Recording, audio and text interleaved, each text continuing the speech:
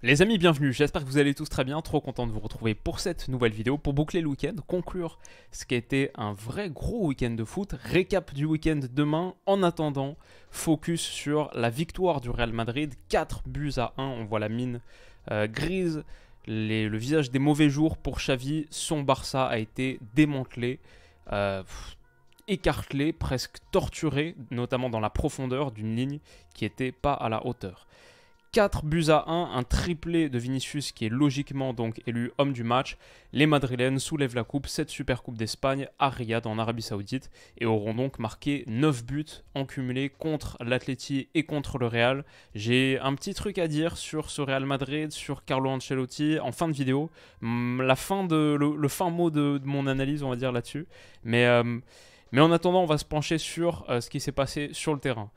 Parce que oui, ces hommes l'ont emporté assez nettement. Le Barça a eu un petit moment où ils reviennent à 2-1 et ils frappent le poteau à un moment, mais dans l'ensemble, franchement, ils ont été nettement inférieurs à des Madrilènes donc qui alignaient Lunin dans les cages, une défense à 4, Carvajal, Rudiger, Nacho, Mendy. Je sais pas pourquoi je dis Rudiger, il n'est pas Roux, c'est pas Rudiger, c'est Rudiger, Antonio Rudiger avec le U tréma. Valverde, Kroos, Tchouaméni et Bellingham dans le 4-3-1-2 un petit peu classique. Vini Junior et Rodrigo, Vinicius et Rodrigo en pointe. Dans des rôles assez libres, très fluides, parfois longue ligne, parfois plein axe pour Vini et pour Rodri.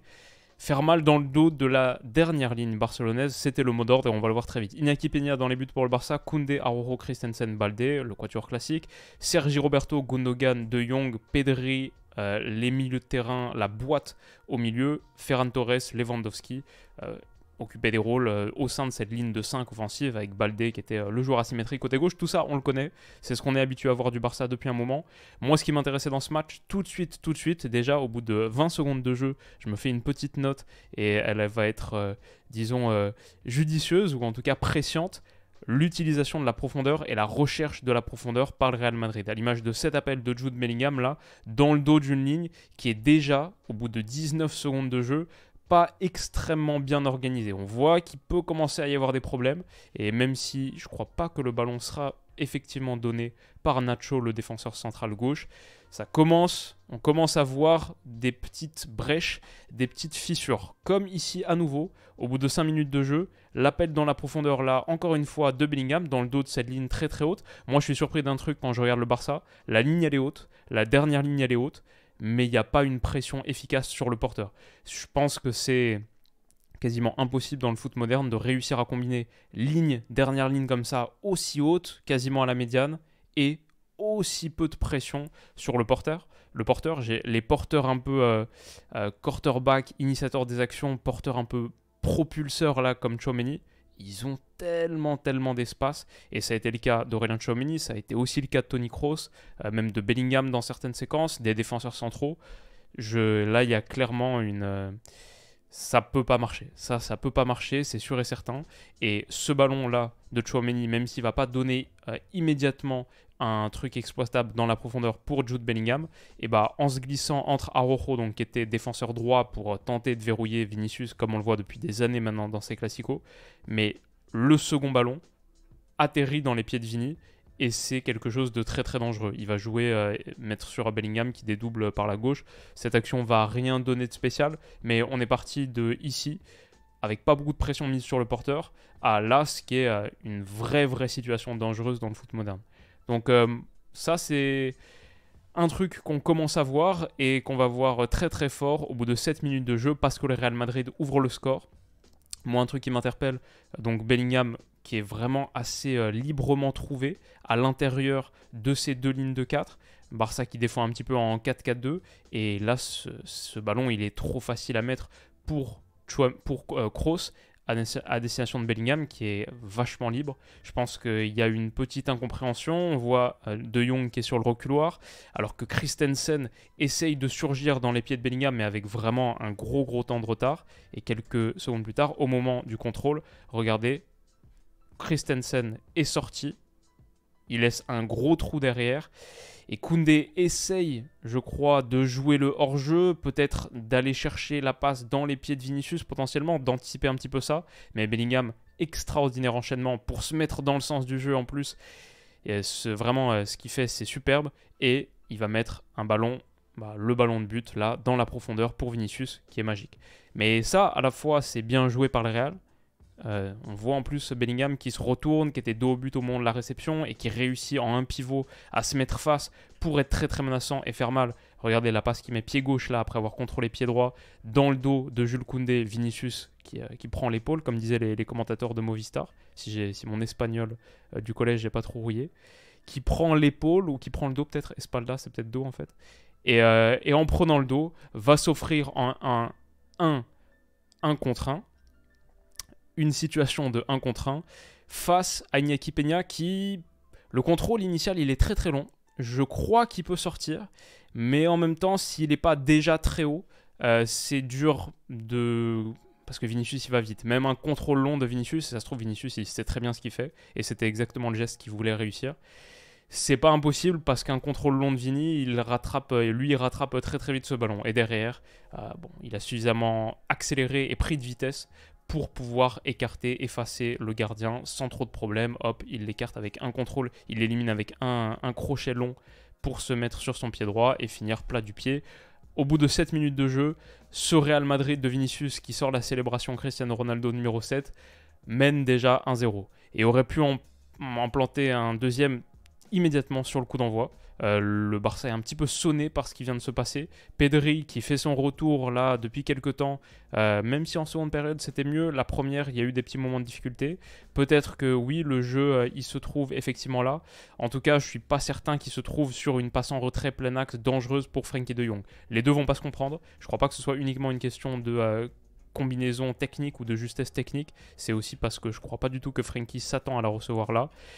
Et qui est-ce qui en profite? Ça doit être, je pense que c'est Jude Bellingham là qui en profite, qui réussit à transmettre à Rodrigo, ou alors c'est peut-être Rodrigo qui la prend direct. Je crois que Rodrigo ne prend pas la bonne décision, c'était Valverde en plus ici là il me semble, parce que Bellingham est là. Mais je crois que Rodrigo prend pas la bonne décision en allant seul, en tentant d'aller finir seul. Il y avait sans doute un petit ballon là à mettre, avec une supériorité madrilène un petit peu côté gauche, mais c'est stoppé par Iñaki Peña. En tout cas, ce genre d'erreur là, ça aurait pu être payé cash et c'est très très inquiétant pour un Barça qui va continuer de me faire vachement peur sur cette dernière ligne. Là, c'est pour moi la séquence la plus absurde du match, sans doute. On joue un coup franc assez basique et regardez, personne ne sait qui sortir. Je crois que c'est ce qui est le plus flagrant. Ancelotti dit ouais, joue ici sur Carvajal parce qu'il est seul. Parce qu'il y a, on sait, ces couloirs de passe là, ils peuvent être très très dangereux et personne ne sort sur lui. Gundogan demande à ce qu'il y ait quelqu'un qui sorte. Frenkie de Jong regarde côté opposé sur Sergio Roberto. Baldé est loin aussi de son joueur. Et surtout, cette ligne de 4 là, c'est une catastrophe. L'alignement est vraiment dramatique. Carvajal, au moment où il donne son ballon, on a Baldé qui est sorti, qui est bien au-delà de la médiane, sans doute pour anticiper la passe vers Valverde. Ça, à la rigueur, ok. Mais Christensen et Koundé, ça c'est pas possible du tout parce que Christensen il est sorti, il est bien au-delà de la médiane. Koundé est pas à la médiane. Donc là, il joue Vinicius en jeu. Mais le pire, c'est Araujo qui est autre côté là. Il joue Rodrigo hors jeu, pardon. Et le pire, c'est Araujo qui est ici, peut-être un petit peu plus préoccupé par le placement de Vinicius, qui a un petit peu plus peur de Vini, donc il est resté en retrait un petit peu plus longtemps, ou simplement peut-être que lui, le défenseur central de métier, il n'a pas beaucoup de repères pour lire les déplacements de cette ligne depuis sa position de latéral droit. Ce qui est certain, c'est que ça c'est absolument impossible à ce niveau. Donc Rodrigo en profite dans un océan d'espace et va réussir à adresser le ballon de but pour Vini. On va le voir dans quelques minutes, mais c'est le tweet que j'ai fait tout de suite dans la foulée. Matez-moi cette ligne de 4. Et les réponses étaient l'alignement de la défense avec la tour de Pise. Peut-être que c'est les Dalton, on ne sait pas. Ouais, ce placement en escalier progressif, chacun à une hauteur différente. Ouais, c'est vrai, ça ressemble un peu au Dalton. Ça permet en tout cas à Rodrigo d'adresser cette passe au second poteau à Vinicius qui la tacle dans le but vide. Dramatique défense du Barça. 2-0 pour le Real Madrid au bout de 10 minutes de jeu. Ancelotti peut sourire intérieurement, on va dire, avec toute sa retenue usuelle. Vinicius pointe du doigt pour son pote Rodrigo. Et ouais, on s'achemine vers une boucherie, mais comme on l'a dit, ça, c'est juste impossible. Et ça, faire partir ton joueur, là, quand tu es madrilène, alors qu'en plus, il n'est pas exactement à la médiane, parce que l'épaule, là, elle dépasse un petit peu. Donc, si tu défends vraiment strictement à la médiane, il est hors jeu. Mais Araujo est tellement, tellement loin. Ouais, il y a la grimace, parce que ce que faisait le Barça sans ballon la saison dernière, défensivement, c'était très, très costaud. Là, depuis quelques temps, on se demande ce qui est en train de se passer. Et ça, c'est vraiment un des basiques, un des fondamentaux. Donc, ouais, un peu inquiétant pour la suite. Derrière, le Real Madrid a continué à jouer exactement dans cette idée-là. Aller chercher tout de suite la profondeur via du jeu long. Ça pouvait être Carvajal, ça peut être Tchouaméni, ça peut être Kroos, ça peut être Rudiger comme ici. Et là, encore une fois, dans le dos, entre Araujo et Christensen, c'est extrêmement dangereux là pour Vini. Malheureusement, son contrôle est un petit peu trop long pour lui et il ne réussira pas à aller planter son triplé tout de suite. Il va atteindre son objectif dans quelques minutes. Côté madrilène, la défense, c'est plus cohérent, je vais dire. Cette ligne de 4, elle est un petit peu plus droite et surtout, on voit une approche assez spéciale. Pas du tout un espacement, disons, régulier ou homogène. Comment est-ce qu'on dit? Équidistant. Disons que Araujo et Nacho sont très très resserrés autour de Lewandowski. Et pourtant, on a Carvajal et Ferland Mendy qui donnent un petit peu de largeur à cette ligne de 4. Finalement, la ligne de 4, là, est de très loin la partie de la défense du bloc madrilène la plus large. Donc, c'est quand même assez significatif. Pas forcément bloquer l'intérieur derrière le milieu de terrain. Là, oui, effectivement.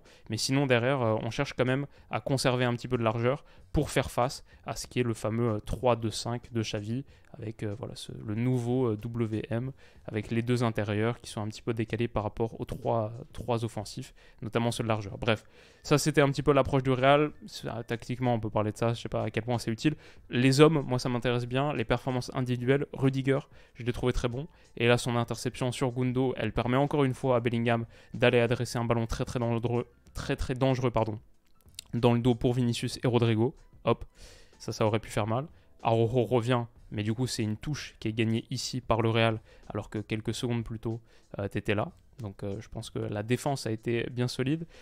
À l'inverse d'une structure sans ballon barcelonaise qui pourtant a eu 64% de possession, mais quand il n'avait pas le ballon, peut-être que ce Barça ne sait pas trop comment agir sans ballon. Quand je vois, je pense que je les ai mis en lumière ici, Frenkie de Jong, quand je vois Ferran Torres se poser des questions sur qui doit aller où, et en attendant, Tchouaméni et ça doit être Bellingham ici en décrochage, qui ont un espace phénoménal pour orchestrer les offensives du Real Madrid.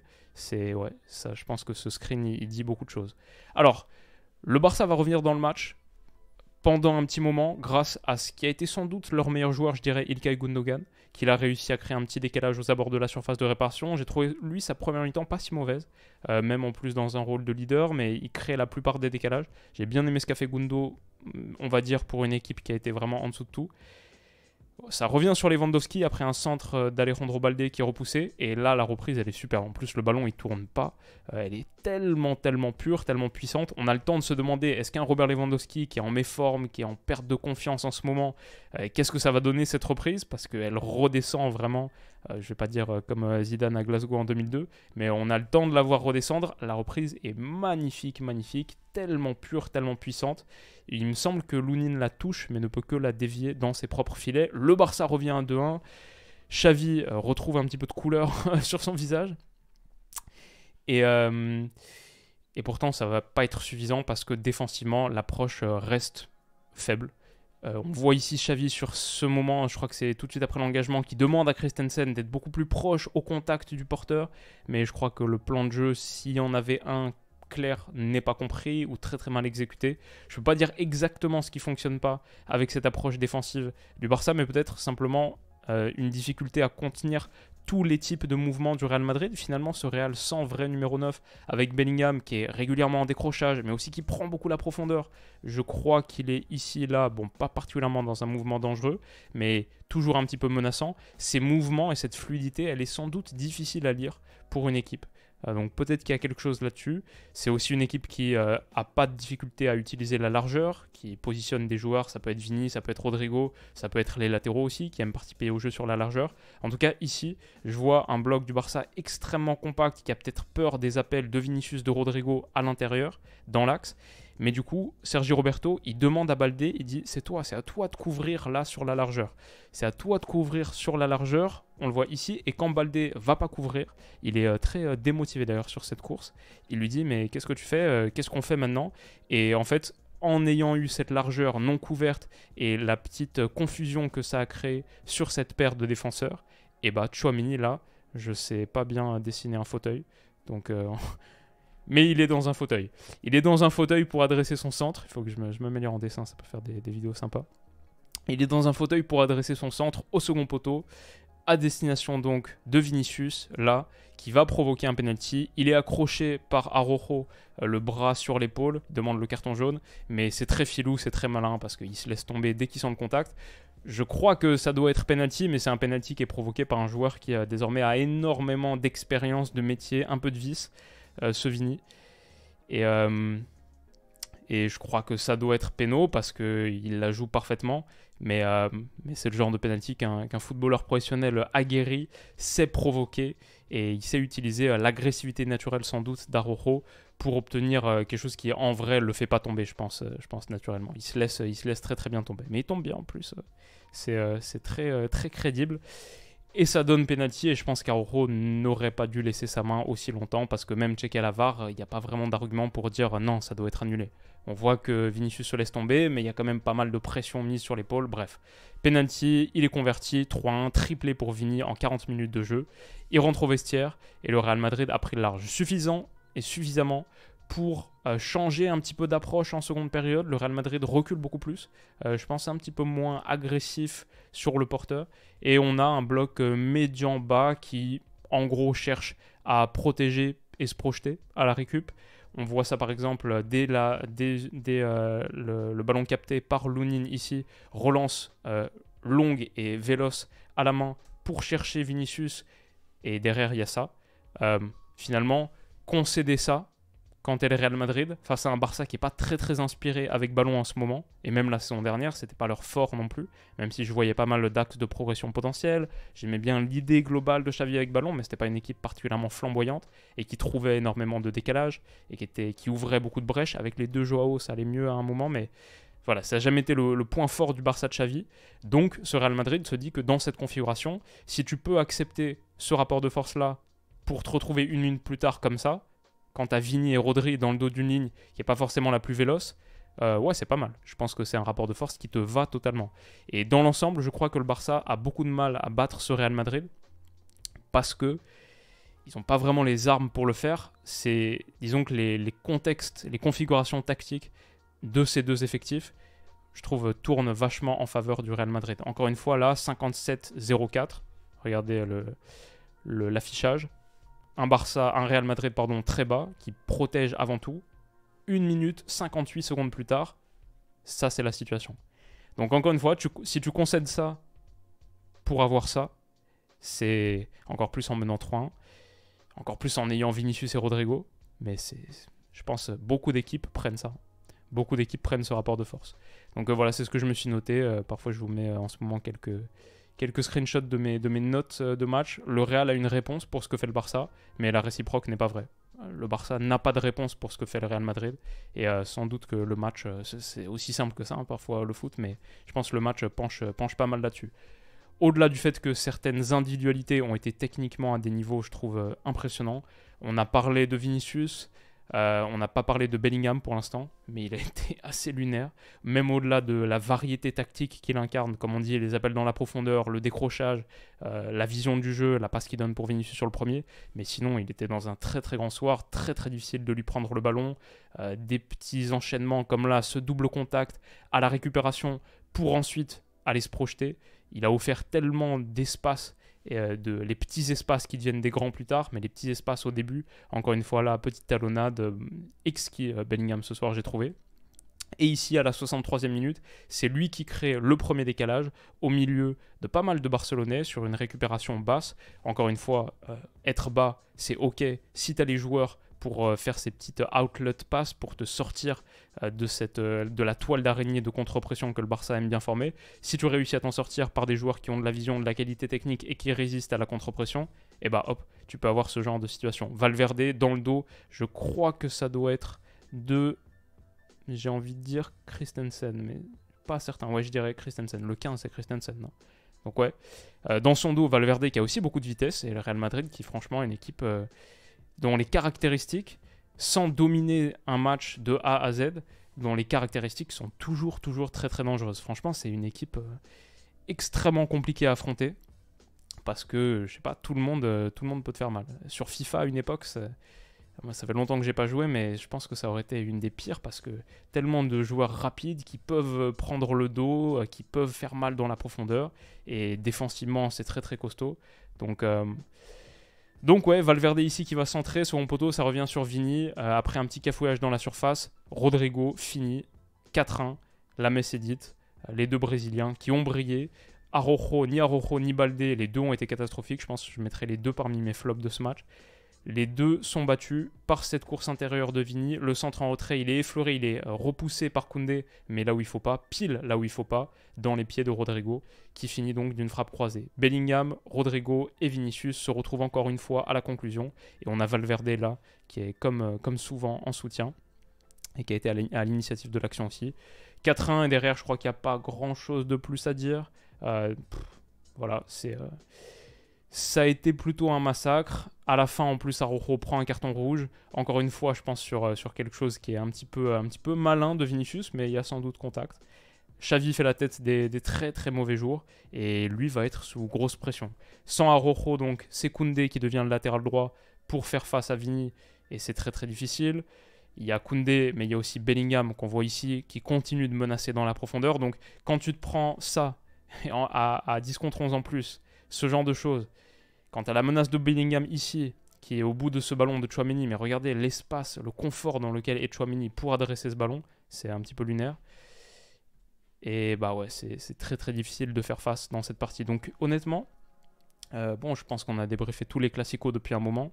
Ma mémoire des classicos est très mauvaise. Ça, c'est vraiment une vraie zone d'ombre de ce que je propose sur la chaîne. Et ils s'enchaînent tellement. Moi, je suis ni supporter du Barça ni du Real, donc émotionnellement, ça me marque pas spécialement. J'ai beaucoup de mal à me souvenir des classicos que j'ai débriefés. Je me souviens de celui du début de saison où Bellingham marque un doublé en fin de match pour renverser le truc. Mais l'année dernière, j'imagine que le Barça avait dû en prendre quelques-uns s'ils ont été champions. Mais en tout cas, ce que je voulais dire, c'est ça fait un moment que j'ai pas vu un classico aussi outrageusement écrasé par une équipe où franchement j'ai jamais senti le Barça capable d'opposer résistance, et parce que tactiquement c'est pas du tout à la hauteur, défensivement ça fait peur, parce que Bellingham, Vinicius, Rodrigo c'est vraiment pas mal. Après bon voilà, je dis ça, je pense qu'il y a eu un 5-0 il y a pas si longtemps, etc. Voilà, ne vous fiez pas sur mon historique des classiques.